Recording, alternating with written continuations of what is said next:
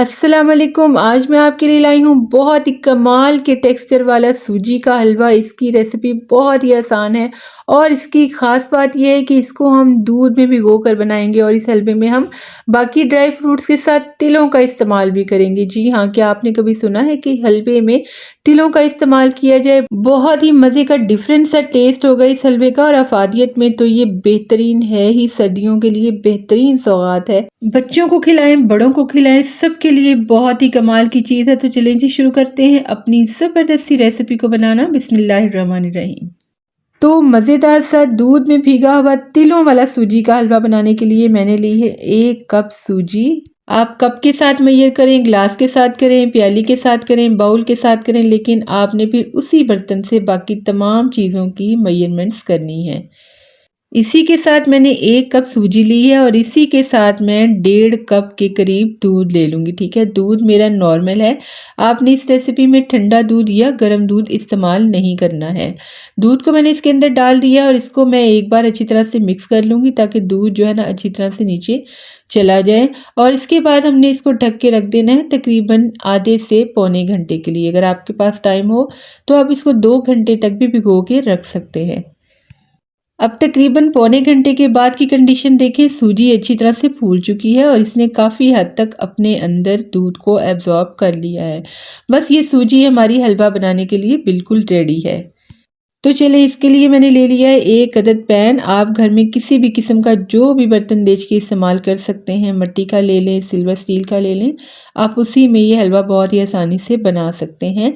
आपको non stick लेने की ज़रूरत नहीं है।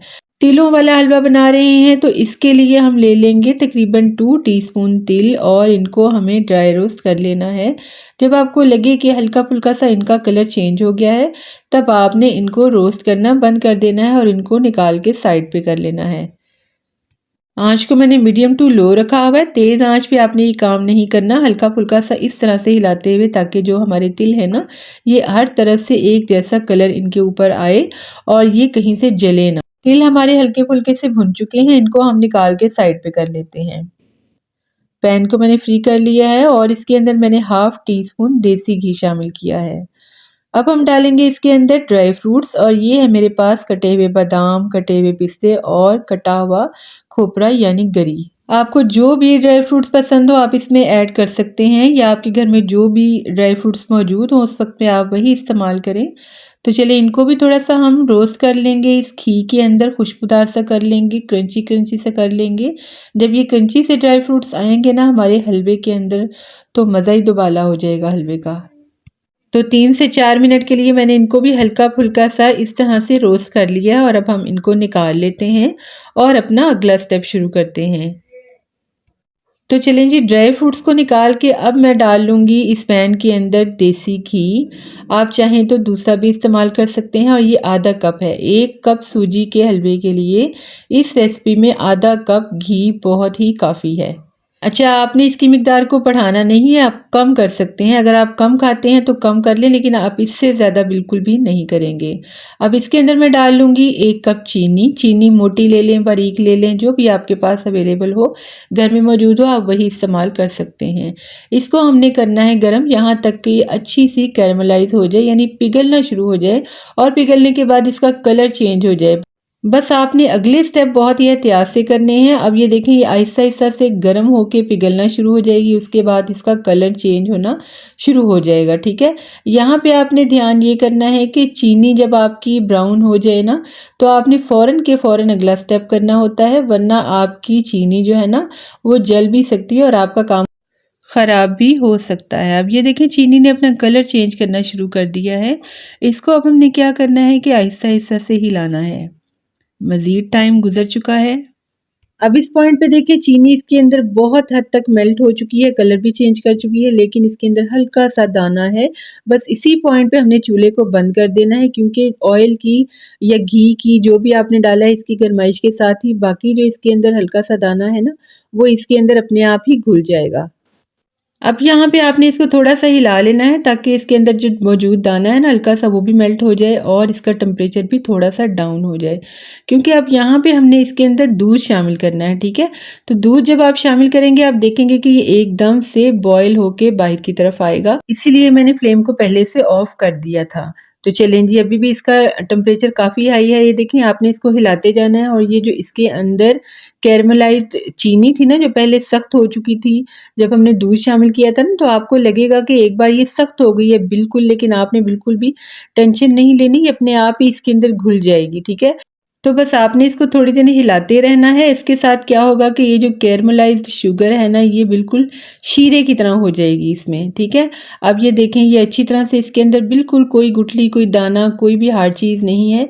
ये बिल्कुल अच्छे से मेल्ट होकर इसका शीरा सा बन चुका है। जैसे हम गुड़ की चाशनी बनाते हैं ना, कलर भी आपको ऐसा ही लगेगा इसका, और टेक्सचर भी कुछ ऐसे ही गाढ़ा गाढ़ा सा लगेगा। बस इस पॉइंट पे आपने इसके अंदर डाल देनी है सूजी जो हमने भिगो के रखी थी और जो अच्छी तरह से फूल चुकी है। आँच को मैंने यहाँ पे मीडियम टू लो रखा हुआ है, बहुत ज़्यादा हाई फ्लेम अभी आपने नहीं रखना है। सारी की सारी सूजी शामिल करने के बाद जो है ना आपने इसकी भुनाई का काम शुरू करना है। जब आपको लगे कि सूजी ने इस शीरे को सोक करना शुरू कर दिया है ना, तब हल्की हल्की आंच पे हम इस सूजी के हलवे को पकाना शुरू करेंगे। तो 3 से 4 मिनट के अंदर ही आप देखेंगे कि सूजी जो है ना वो ड्राई होना शुरू हो गई है। अब यहाँ पे आपने आंच को कम कर देना है, स्लो कर देना है और इसको हल्की हल्की आंच पे पकने देना है, क्योंकि सूजी को हमने पहले ड्राई नहीं भूना था, इसलिए हमने इसको यहाँ पर इस पॉइंट पर तकरीबन 10 से 15 मिनट के लिए भूनना है। तो बस इस तरह से आपने इसको हर तरफ से हल्का हल्का सा हिलाते हुए नीचे तक, ताकि ये नीचे लगे ना, आपने इसको स्टर करते रहना है, हिलाते रहना है, ऊपर नीचे करते रहना है। ठीक है, और इसी तरह से आपने इसकी बुनाई को लगातार जारी रखना है। तकरीबन 10 से 15 मिनट तक आपने इसको इसी तरह से, थोड़ी सी मेहनत है लेकिन ये हलवा आपका इतना मज़े के बनकर तैयार होगा ना कि आपको लगेगा आपने इसके अंदर कोई खोया वगैरह इस्तेमाल किया है, इतना इसका टेस्टी और लाजवाब जायका बनेगा। और ये जो घी है ना ये आहिस्ता-आहिस्ता इसी हलवे के अंदर एब्ज़ॉर्ब हो जाएगा। इस तरह से आपको बिल्कुल भी ये तैरता हुआ नज़र नहीं आएगा। तो ये देखिए, इसी तरह से फ़ोल्ड करते हुए, ऊपर नीचे करते हुए मैं इसको भूनती रहूँगी। अच्छी तरह से इसकी भुनाई का काम करूँगी। जितना ही ये अच्छा भुनेगा उतना ही इसका ज़ायका मज़ेदार बनेगा। हाँ, एक चीज़ है, आप इसको पतला रखना चाहते हैं, गाढ़ा रखना चाहते हैं, सख्त रखना चाहते हैं, आप इसको अपनी मर्ज़ी से रख सकते हैं, क्योंकि सूजी हमारी बिल्कुल अच्छी तरह से सॉफ्ट हो चुकी है पहले ही स्टेप में। ठीक है, अब ये देखें हलवा हमारा अच्छी तरह से मज़ीद ड्राई हो गया है और घी भी इसने ज़्यादा से ज़्यादा अपने अंदर एब्ज़ॉर्ब कर लिया है। ठीक है, और ये हलवा हमारा ऑलमोस्ट अब इस पॉइंट पे डन है। तो चलिए जी, अब हमने जो तिल रोस्ट करके रखे थे ना, ड्राई रोस्ट करके, वो हम इसके अंदर ऐड कर लेंगे, जो कि इस रेसिपी का ख़ास इंग्रेडिएंट है। बाकी के ड्राई फ्रूट्स भी इसमें शामिल कर लेते हैं। अब साथ ही मैं इसमें किशमिश शामिल कर लूँगी। किशमिश को मैंने रोस्ट नहीं किया था ऑयल में, अगर आप चाहें तो कर सकते हैं, या आप पकते हुए हलवे में भी इसको शामिल कर सकते हैं। ये हमारा बहुत ही ज़बरदस्त सा मज़ेदार सा ख़ास किस्म का सूजी का हलवा तैयार हो गया। इसका टेस्ट बहुत ही आला और बहुत ही ज़बरदस्त है और अफ़ादियत में ये बहुत ही बेहतरीन है। अब आपको लगेगा कि इसकी जो तरकीब है ना, इसका तरीका वो मखंडी हलवे से मिलता-जुलता है, तो जी हाँ, आप इसे तिलों वाला मखंडी हलवा भी कह सकते हैं। ये बहुत ही टेस्टी है, मज़ेदार है, फ़ायदेमंद है और अफ़ादियत से भरपूर है। सर्दियों के लिए एक ख़ास तोहफ़ा है। आप इसको बनाकर ज़रूर ट्राई कीजिएगा और मुझे फ़ीडबैक दीजिएगा कि आपको आज का तिलों वाला मखंडी हलवा कैसा लगा। तो चलें जी, अगर आपको हमारी आज की वीडियो या आज की रेसिपी अच्छी लगी हो तो जल्दी से हमारे चैनल को सब्सक्राइब कर लें, हमारी वीडियो को लाइक करें और इसे फ्रेंड्स एंड फैमिली में शेयर करें और साथ वाले बेल आइकन के बटन को ज़रूर दबाएं, ताकि हमारी हर वीडियो का नोटिफिकेशन आपको टाइम पे मिलता रहे। तो बहुत शुक्रिया, अल्लाह हाफिज़।